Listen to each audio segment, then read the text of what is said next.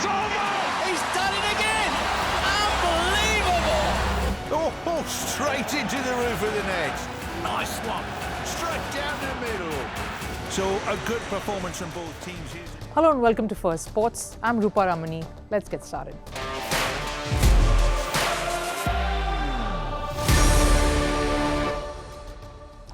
Right on the show today, a terror threat looms large over the Cricket World Cup in the West Indies. The Prime Minister of Trinidad and Tobago says the threat is not hoax and that terrorism is a real danger in these times of polarization. Is security in global sporting events a big concern now? And how is West Indies when it comes to that? And how lower can Manchester United sink? They've created a record, an infamous one. They have conceded the most number of goals this season since 1976. What is the latest casualty in a season that has been murderous for the Red Devils? And from a fierce three-way rivalry of Rafa, Roger and Novak to now the top three being MIA. What's happened to the rivalry that everyone was expecting between Djokovic and the young guns this season? All of that in just a bit, but first a look at the headlines over in Sports 360. Uganda have unveiled their 15-member squad for the upcoming T20 World Cup. Brian Masaba will captain the squad in its first T20 World Cup appearance. The team also includes 43-year-old Frank Subuga, who is the oldest player in the tournament. Uganda take on Afghanistan in their T20 opener. Three top clubs, Internacional, Grêmio and Juventude, have asked Brazil's Football Federation to halt National League games for 20 days due to severe flooding. Authorities say at least 83 are dead and 111 missing in the region over the past week. The floods have also damaged stadiums of Internacional and Grêmio. Footballer Paul Pogba is set to star in a French film that will release in April 2025. The movie is called Quatre Zeros and it is a sequel to the successful Trio Zeros released in 2002. Pogba is a Football World Cup winner but is still facing a 4-year ban for doping. Pogba, though, says he's innocent and will appeal against the ruling. Ukraine's former Olympian weightlifter Alexander Pylyshenko has been killed in the Russia-Ukraine war. He participated at the Rio Games in 2016 and finished fourth in the 85 kg light heavyweight category. The two-time European weightlifting champion joined the Ukrainian army in 2022 and was killed in action on Sunday. This has been confirmed by the National Olympic Committee of Ukraine. And we're rounding it off with table tennis. India's Manika Batra, ranked 39, has secured the biggest win of her career at the Saudi Smash tournament. She stunned second-seeded Wang Manyu of China 6-11, 11-5, 11-7 and 12-10 in a lopsided match that lasted 37 minutes. Batra, who has qualified for the Paris Olympics, awaits her opponent for the quarterfinals.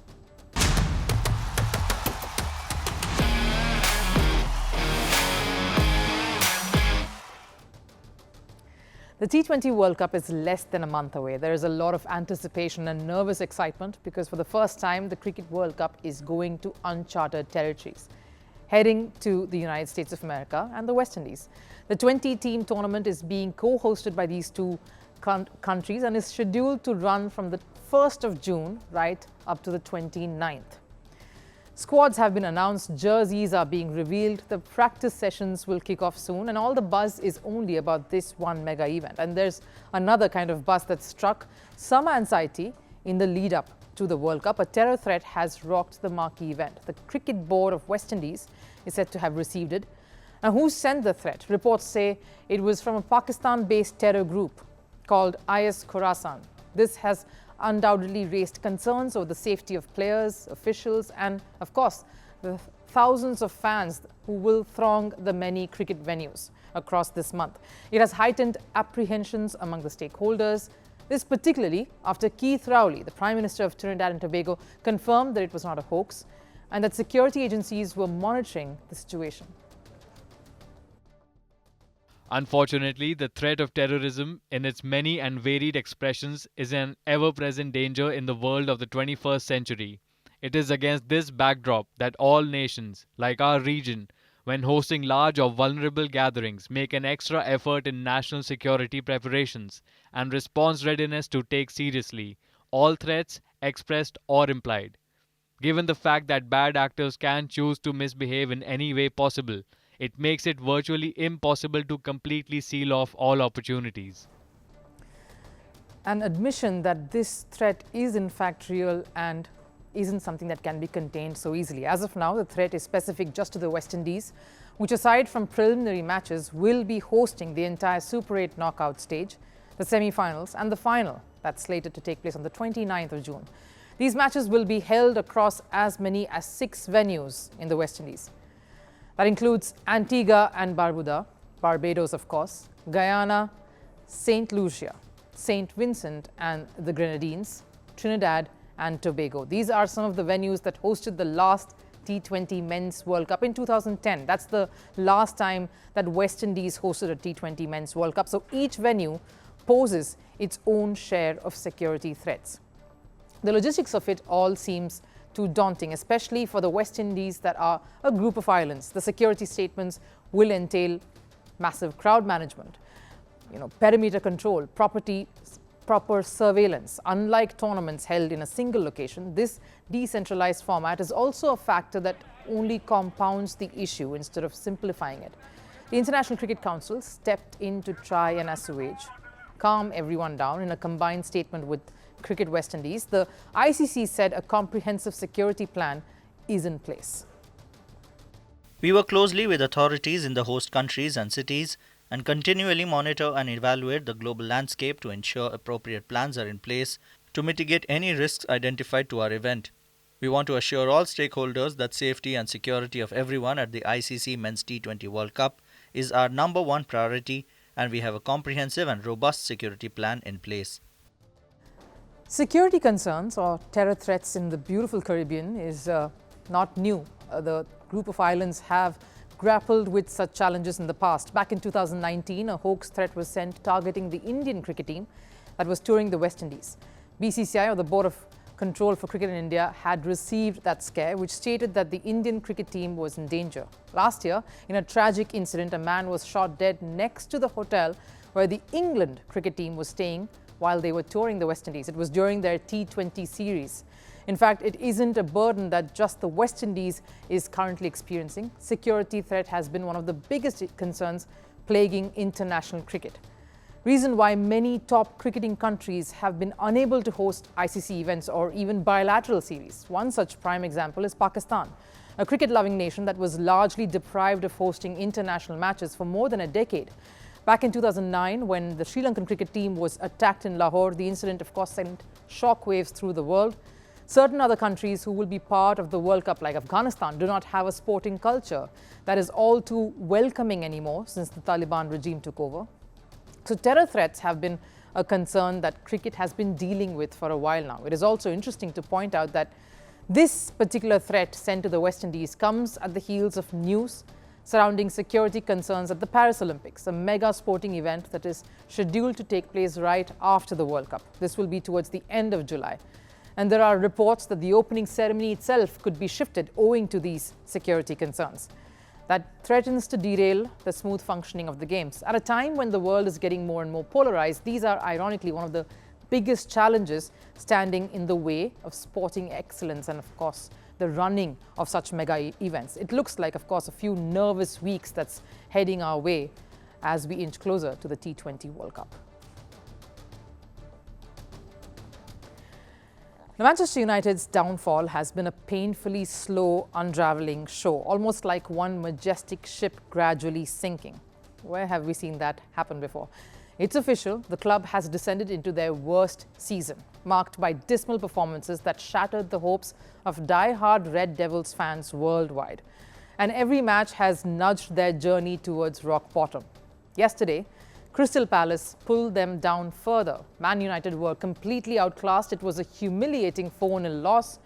Double strikes from Michael Olise and goals from Jean-Philippe Mateta and Tarek Mitchell helped Palace torment the Red Devils, driving the nail into the coffin, signed and sealed. Another chapter that is pushing them to their wits' end. Today, Manchester United sits at the cusp of infamous records. Let's take you through some of those. It was their 13th loss of the Premier League season, and it is also the first time Crystal Palace have completed a double over Man U. United have never finished below 7th in a Premier League season. They will manage to do that this time, and this season they have conceded 81 goals across all competitions, matching their worst record in terms of goals conceded since 1976. This defeat leaves them in the 8th position at present, diminishing their chances of missing out on a European place for next season. That is hanging by a thread now. Such is the magnitude of the crisis the Red Devils find themselves in. This alarming defeat has put the pressure on their coach, Erik Ten Hag, who agreed that this is indeed their lowest point. His future at the club has been on for debate months now. Despite a year still left in his contract, it has not been all doom and gloom though. But the current haze, it's difficult to really remember that the last season was a sea change from what fans are seeing now. Difficult to remember that Ten Hag had guided the club to winning the Carabao Cup in 2023, just last year, helped them reach the FA Cup final and finished third in the Premier League. But the man is still stubborn despite the turnaround that this season is witnessing. He still points to the team and blames them for this debacle. It always has a lot of work, and yeah, it sounds a little bit like, well, it's normal, but it is normal that when you go in a transfer window, but yeah, the injuries have a big impact. So we know also we are still below the levels from the expectations that Manchester United has. So we have to catch up. And I'm now going into my 5th window. I think 2 windows were quite okay, 2 windows we missed. Yeah, and we have to make new improvements into this summer. But also there is a base in this squad, which is very good. And yeah, definitely the injuries had have a big impact on our season. Bruno Fernandes, Harry Maguire and Scott McTominay all were among the absentees during Crystal Palace's match. Meanwhile, at least 6 defenders were all absent last month ahead of the club's Premier League visit to Bournemouth. But these reasons don't fully account for the consistently poor performances that the team has put in. Ten Hag says that the team was hammered by Crystal Palace. Former footballer and now commentator Jamie Carragher says the defeat is an utter embarrassment. It does look like the team is at one side and Ten Hag is at the other end. They aren't seeing eye to eye through this season, and that just can't do well for Manchester United. The question is, can Ten Hag come out of this unscathed? How long can he push the inevitable? As each lackluster performance chips away from his hand, the writing on the wall becomes clearer. His prospect of remaining at the club is definitely dwindling. And that loss has surely rankled fans even more. If the memes and the rants of the last few months were not enough, the anger and ire towards Ten Hag is real. After the game concluded last night, fans at the stands sang in unison. Listen in.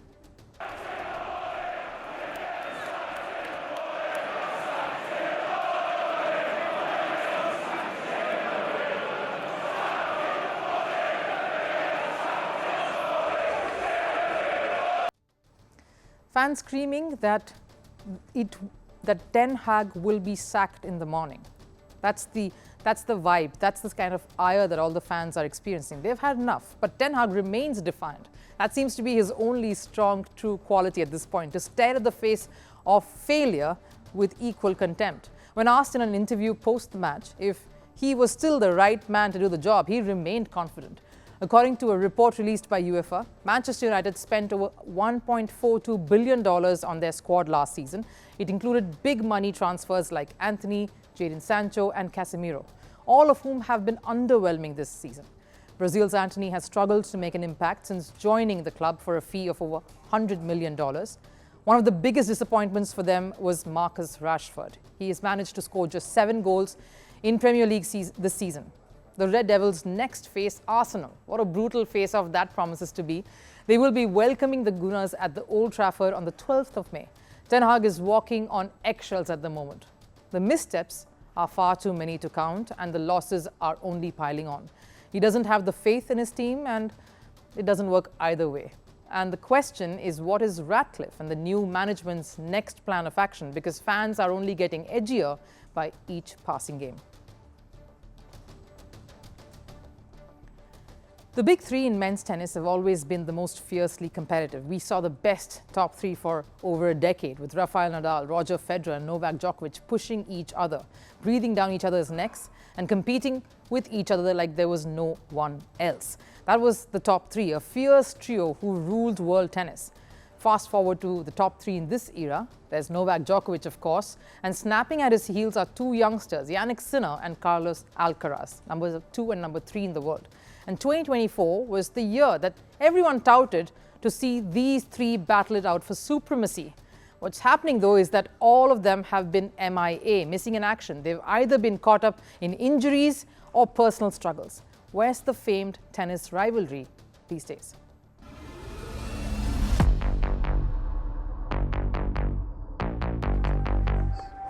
The last year in men's tennis has seen the rise of a couple of youngsters, Spain's Carlos Alcaraz, who's Rafael Nadal's heir apparent, and Italy's Jannik Sinner, someone who could fit the calm and composed Roger Federer mold. And the two have been breathing down Novak Djokovic's neck. And it's held so much promise that this year, 2024, was going to be the year of another top three showdown. Jannik Sinner, with that win at the Australian Open defeating big guns including Djokovic along the way, has staked his claim to the throne. The other challenger is Carlos Alcaraz, who, at number 3 in the world and with 2 Grand Slam titles to his name, both coming in last year, has been one to watch out for. But guess what? We're just a few months into 2024, and both Jannik Sinner and Carlos Alcaraz are battling injuries. In fact, Alcaraz has had his fair share of injuries over the last few months. In November, he missed the ATP Finals and Davis Cup because of an abdominal tear. In January, he was not able to get on tour and missed the Australian Open because of a leg injury. Alcaraz came back in February, won Buenos Aires and reached the final in Rio only to sustain yet another injury, making him miss the Acapulco event. He came back to win the Indian Wells, played Miami, reached the semi-final, but had to pull out of the Monte Carlo Masters following injuries to his right hand. And now he's missing the Italian Open. No hay pruebas, pero There is no evidence, but as I said, I don't want to take things for granted because I already saw it in Barcelona. When I was retired from Monte Carlo, I said I was going to be able to make it to Barcelona and I couldn't. That made things 2 times more painful. So right now I don't want to take anything for granted. But if I keep feeling like this, then I'll probably back out on court. probablemente salta pista. Jannik Sinner has had a far less complex journey this year. He's participated in all of the tournaments he's wanted to, but has just the 2 titles, Miami and Rotterdam, to show. A hip injury has sidelined him from the Italian Open as well. Ripeto, ci saranno più risposte tra... Let me repeat this. We will know more in a week and a half. Of course, I will only take part in Roland Garros if I am 100% fit. If there is a slight doubt, then we will see. Let's talk about Novak Djokovic. He's only played a couple of ATP events post the Australian Open and has had disappointing results in both, losing in the earlier round at the Indian Wells and semi-finals at the Monte Carlo Masters. He's not showed any signs of discomfort or any injury, which is incredible given his rigorous gameplay. But he has been in a bit of a strife as far as his personal struggles go. He parted ways with his long-term coach Goran Ivanisevic, and he's been contemplating the road ahead without a coach, getting through what would be a challenging phase with no mentor by his side. Well, I think he answered it very well the other day in his interview, where he said that we just both felt we gave each other in this relationship the maximum, and it was time to move on. So it's pretty simple. He remains, one of the most successful coaches in the history of the game. What we've done is something that cannot be, deleted. So results and history speaks for itself, and he remains, of course, a dear friend of me and my family. So, yeah, that's all I can say. A year that was supposed to see these three at their best, battling it out in the penultimate stages and maybe even the occasional final, has not happened. The season so far is proving to be an anticlimactic one. A tennis world that has pampered us with the best of rivalries for years is suddenly facing a bit of a roadblock. No wonder players like Alex de Minaur, Casper Ruud and Andrei Rublev are pocketing key big events, because a lack of the big three coming in. And with the French Open around the corner, and this being an Olympics year, time is ticking for the three to get going. Recover from injuries of the body and the mind to bring back some much-needed heat to the tennis courts this summer. Time for last serve. Cricket fever is truly on, and why not? There's a World Cup around the corner. We'll take you to a small little village in Scotland where the cricket, and it's the only club, where the cricket ground is by the sea and their cricket pitch is beachy sands. Take a look.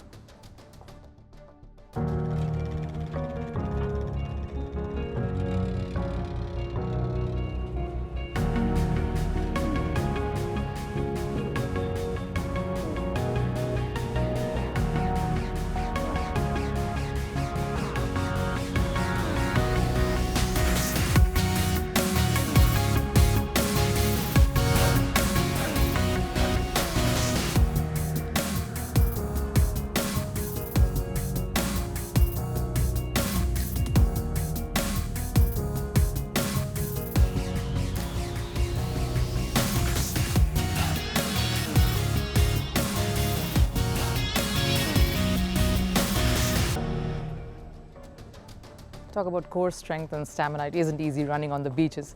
But thanks for joining in on Firstpost. I'll see you again tomorrow. Till then, take care.